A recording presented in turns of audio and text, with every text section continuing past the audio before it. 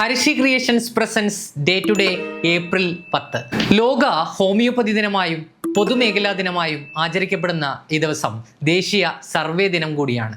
1755 April 10 ഹോമിയോപ്പതിയുടെ പിതാവ് എന്നറിയപ്പെടുന്ന Samuel Hahnemann ജർമ്മനിയിൽ ജനിച്ചത്. 1847 ഇതേ ദിവസമാണ് പത്രപ്രവർത്തകരുടെ ഓസ്കാർ എന്നറിയപ്പെടുന്ന പുലിസ്റ്റർ പുരസ്കാരത്തിന് കാരണഭൂതനായ ജോസഫ് പുലിസ്റ്റർ ഹംഗറിയിൽ ജനിച്ചത്.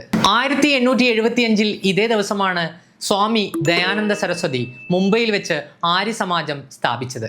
1912 ഏപ്രിൽ 10 ടൈറ്റാനിക് കപ്പൽ അതിൻ്റെ ആദ്യത്തേതും അവസാനത്തേതുമായ യാത്രയ്ക്ക് ഇംഗ്ലണ്ടിലെ സതാംപ്ടണിൽ വെച്ച് തുടക്കം കുറിച്ചത്. 1917 ഇതേ ദിവസമാണ് ഇന്ത്യൻ ചരിത്രത്തിലെ നാഴികക്കല്ലുകളിലൊന്നായ ചമ്പാരൻ സത്യാഗ്രഹം ആരംഭിച്ചത്. ചമ്പാരനിലെ കർഷകരുടെ പ്രശ്നങ്ങൾ പഠിക്കുന്നതിനു വേണ്ടി ഗാന്ധിജി അവിടെ എത്തിയ ദിവസമായിരുന്നു ഇത്.